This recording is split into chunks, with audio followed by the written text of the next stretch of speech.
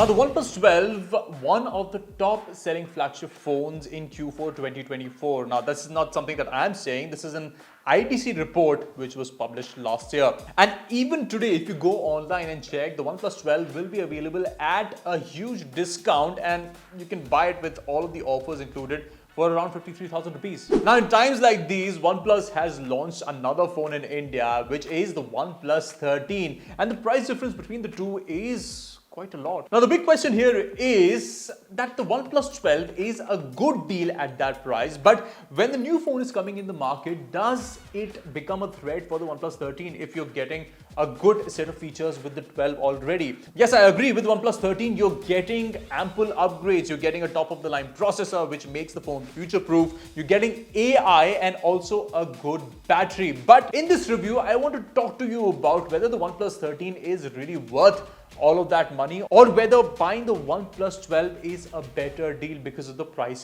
difference. This is the full review of the OnePlus 13. I'm Cyrus and you're watching Fiiber by India today, and let's check out this one.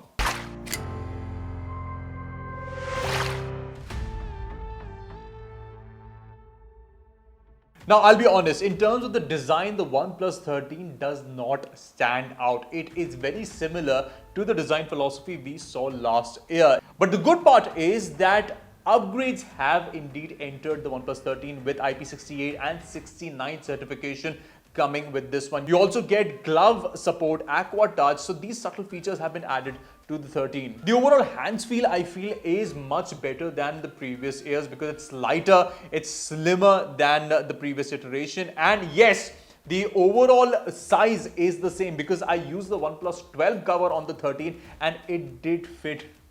Not that perfectly, but yes, it was a fit. Apart from that, the alert slider, the speaker grill, the IR blaster, all are in the same position as last year, and even the display size is the same. The one addition this year is that OnePlus is using its own glass protection. Now, the advantage with ceramic glass is that it is better in terms of the overall strength. So yes, you get a better glass protection with the 13. Overall, yes, it is a good design. It is slimmer. It is sexier, I would say, with the vegan leather at the back, which makes it gripping the phone better and gives it a more premium look. So yes, not a standout, but it's nothing wrong in it. It's absolutely fine. Now, the display segment is going to be a very short one because there haven't been a lot of changes. The OnePlus 12 had a 6.8-inch display that was an LTPO display. Fabulous display, and we had no complaints when we were reviewing that one, and the same display has been carried over to the 13 without a lot of changes. The good thing is, in terms of outdoor visibility and in terms of Aqua Touch and all of these features, color accuracy, saturation, it is all in there. So even if you're watching content or gaming on this display, you're getting a fabulous experience. It's a 120 Hz display, LTPO, which means the brightness can go down to 1 nits and all the way up to 4500. The upgrade here is that you're getting an ultrasonic fingerprint sensor over the optical, which means better security, and I was able to use it with even my fingers being wet. So yeah, in terms of accuracy, is really nice. So while it is a similar display as the last year's, I will still give it full marks because it is a fantastic display, and the philosophy goes that if it's not broken, don't try to fix it. Good job, OnePlus. Now, in terms of performance, you get a top-of-the-line processor with the OnePlus 13, the Snapdragon 8 Elite, and yes, in terms of benchmarking, it is a top performer. We benchmarked it with the OnePlus 12 and saw that it is giving you a 38% better performance in both Antutu, and even the Geekbench scores are pretty good. So the good thing is you can now also handle a lot of the AI tasks which the company has added because the 8 Elite supports AI. And during our review, we were using the 16GB RAM variant with 512 storage. So overall performance was absolutely fine. We didn't face any kind of lags or any problems as such. Now, in terms of high-end gaming, we tried BGMI and Call of Duty Mobile. Full spec and on top graphics, these games were running absolutely smooth. This is console level experience that you're getting on a smartphone. And in terms of the temperature, yes, the phone comes with vapor chamber cooling, which means the temperature is also under control. During my 3D Mark test, which is an extreme test for 20 minutes, the phone's max temperature that was recorded was around 47 degrees with a stability score of 68%. While this means that in the long run, this is not good because the phone is throttling, the processor is giving you its max output. But if you are doing heavy tasks, if you're multitasking a lot, then the phone will be able to handle all of that. But in terms of other performance features like AI, you are getting Google's Gemini, Circle to Search, AI Notes, which I think are handy additions that just improve your overall experience. Some of the AI features are a bit buggy, especially the object eraser, which I tried and did not get any accurate results. So I think OnePlus needs to push an update to fix that soon. Rest, you're getting a fresh Oxygen OS 15 experience with the OnePlus 13, which I feel is really clean, organized, and I didn't have any difficulty using the phone during the time I had it. The new shell cards, the quick access and organizing bar just helps make life easier for anyone who's using it. And you're getting extra features like the dynamic island, AI speaker, and I think the overall experience of using this phone is going to be good. The positives here are you're getting 4 years of software updates and 6 years of security updates with the phone, which means you'll be able to use the 13 for a very long time without worrying about software updates. Yes, you can now transfer videos, photos, and documents to the iPhone using a third-party application. Yes, that is the only problem. You have to install a third-party app on the 13 and the iPhone to make the transfers happen. But after the application is installed, it's pretty easy to transfer anything. You just get that transfer to iPhone option and you can send anything from a document to a video. So overall performance, I would give a thumbs up to the OnePlus 13. It's a heavy duty performer and excellent for gaming. And with the additions of AI, I think your overall experience will be good. But if you buy the phone, experience the Oxygen OS 15, please do let us know in the comment section what you feel about it. Now, in terms of the camera, you see this H right here branded, shining bright. Now, this is the Hasselblad branding. Now, why it's important? Because this partnership has helped OnePlus improve its overall camera experience, and this Swedish company has been able to enhance the overall camera system on the OnePlus 13 as well. Now, on paper, I'll be very honest, it's a bit of a downgrade because now you're getting a 50 megapixel telephoto sensor, and in comparison to the 64 megapixel telephoto sensor on the 12, yes, on paper, it's a bit of a thumbs down. However, despite the megapixel drop, you are getting improvements, overall improvements in terms of the focal length, which is now up to 73 millimeters, which means better portrait performance. And you can click portraits when the object is at a distance as well. In some of these samples, we have clicked them at different focal lengths, and despite that, the sharpness is maintained throughout, and you're getting a good edge detection as well, even when the light is a tad low. Because it's the winters, you might not get the best of light, but still the portraits came out really well. Now, the sensor size has been increased a bit, which means low light performance is also good. As you can see in this picture, which I have clicked in absolute darkness, the lights on the ground were shut. Despite that, the exposure is pretty decent, and it's even maintained the noise up to a certain level, which means low light photography is good on the 13. These are some of the samples which I clicked under artificial light, and the good thing is it is not oversaturating these images like you see on Vivo phones, and someone who likes natural photography will appreciate this camera. Daylight photography is good. This is a wide angle shot and not a lot of color shift, as you can see. Saturation and dynamic range has been maintained even if you're clicking in the standard mode. Now, this is a 1x shot and the sharpness is maintained. However, 50 MP resolution might not be good if you're zooming into the pictures. Now, this is the 3x optical zoom that you're getting, and the clarity is maintained in this one as well. However, if you use the 6x zoom, which is again digital, you might lose out on a bit of clarity. The 120x images, again, they can't be used. However, I just wanted to show you what the sample looks like. Now, macro shots really are a game changer on the OnePlus 13, and you get a dedicated macro mode in this camera. However, you have to just close in to the object if you want to get a good results, like I can show you over here. The focus distance might be a bit of a struggle, but I feel if you have the right amount of light, if your hands are stable, you will be able to get good shots.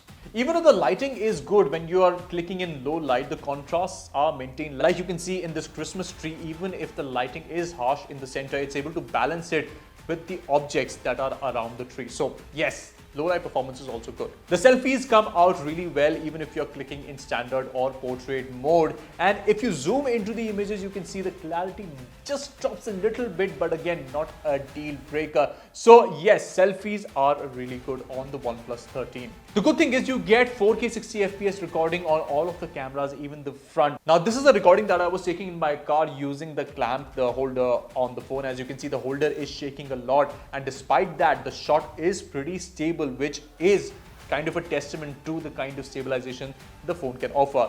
Even with the front camera, you can see the stabilization is pretty good, and you can also record in Dolby Vision, which just makes the deal sweeter. I'll just show you a couple of samples to give you an idea of what the video quality, recording and sound quality is like. So this is the OnePlus 13 rear camera. I'm recording in 4K 60 FPS, and I'm just giving you a sample of how the lenses, how the different sensors work. Right now I'm recording in 1x, and as you can see, the colors, the saturation all look a bit more real and maintained. However, if I switch to the wide angle lens, there you will see a color shift, and there you will see more colors pop up, more saturation. And if this sort of a transition is a deal breaker for you, then I'm just letting you know. However, I'll just step a further couple of paces back and show you the 3x zoom and how the quality is, and you can see it retains the saturation and the color temperature of the 1x sensor, which I feel is pretty decent in terms of stabilization as well. However, if I move beyond and show you the 6x zoom, this is the quality that you are getting, that Aman is shooting.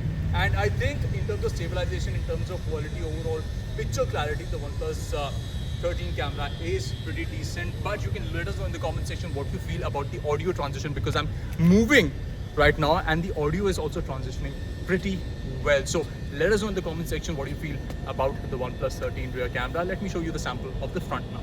So this is the front camera quality. 4K 60 FPS is what I'm recording on.